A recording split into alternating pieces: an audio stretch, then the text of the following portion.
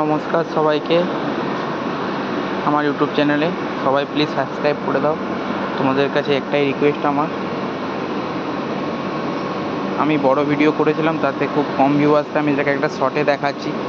যার যার এটা বড় দেখার ইচ্ছা হবে সে ভিডিওটা বড় ছাড়া আছে, তাতে দেখে নাও। কেউ যদি বলো তাহলে আমি লিঙ্কও ডেসক্রিপশানে দিয়ে দেবো। তো এটা সেই জন্যই দেওয়া। আর আমি এতে জ্ঞান অ্যাড করলেও সেটা কপিরাইট দেখা যায়, সেই জন্য আমি কিছু করতে পারছিলাম না। তো সেই জন্য এটা করা। তো তোমরা জানাও শর্ট করেই করা, কেমন করে করেছি সেটা শর্টেও তোমরা দেখলে বুঝতে পারবে। তো যদি ভালো লেগে থাকে আমাকে অবশ্যই জানাবে। তোমাদেরকে হয়তোই বলে দিই কেমন করে কী করবে।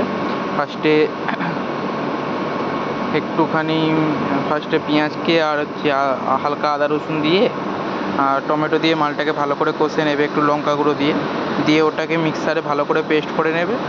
দিয়ে পনিরটাকে ভেজে ওটা গরম জলে রেখে দেবে, যাতে আরও খুব তাড়াতাড়ি নরম হয়। যারা যারা তেলে না ভাজতে যাও তারা হচ্ছে নর্মাল এমনি গরম জলেতে রাখলেও খুব নরম থাকে।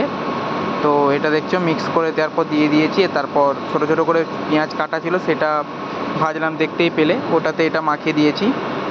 তো ওটার পর যেটা বাটতে বলেছিলাম সেটা বেটে দিয়ে দিয়েছি। এতে 4টে এলাচ, 2টো লবঙ্গও তখন দিতে পারো।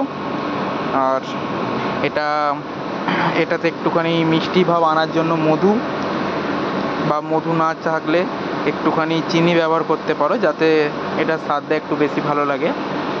তো তোমরাও বাড়িতে ট্রাই করো, যদি ভালো লাগে প্লিজ একটা সাবস্ক্রাইব, একটা লাইক করে দাও।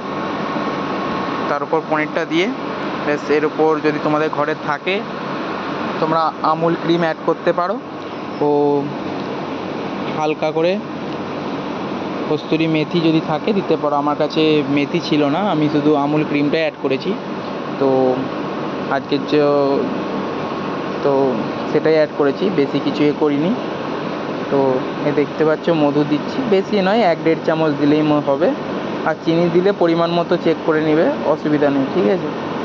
তো ব্যাস আজকের জন্য এইটুকুই, আমি বড় করে ছেড়েছি। যার যার ভিডিওটা ফুল দেখার ইচ্ছা তারা আমার ভিডিওটা দেখতে পারে। ভিডিওটা ছাড়া আছে, সেটা 7 মিনিটের ভিডিও। তো আমুল ক্রিমও অ্যাড করে দিয়েছি, তোমরা চাইলেও করতে পারো।